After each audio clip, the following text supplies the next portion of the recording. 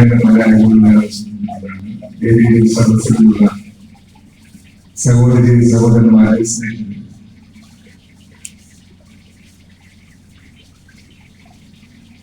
മക്കളാമന്റെ 139ാമത് പൊൻപതിന ആഘോഷ പരിപാടി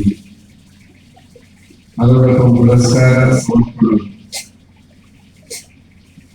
അറിവാണീശ്വരൻ ദൂരദർശൻ പഠന ഗ്രൂപ്പിന്റെ 4 പുസ്തകങ്ങളുടെ പ്രകാശനവും ഉൾപ്പെടെ വിവിധങ്ങളായ പരിപാടികളുടെ വേദിയായിട്ടാണ് ഈ ക്ഷേത്രാങ്കണം ഇന്ന് മാറുന്നത്.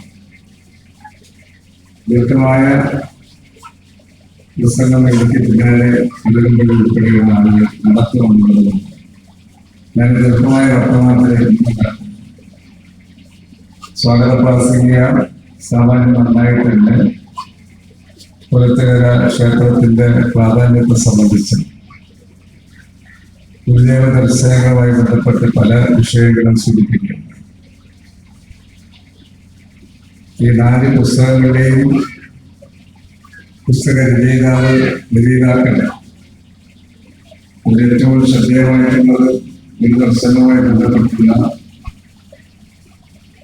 ജീവദർശനത്തിന്റെ ഇംഗ്ലീഷ് മലയാളം 3 പുസ്തകങ്ങൾ.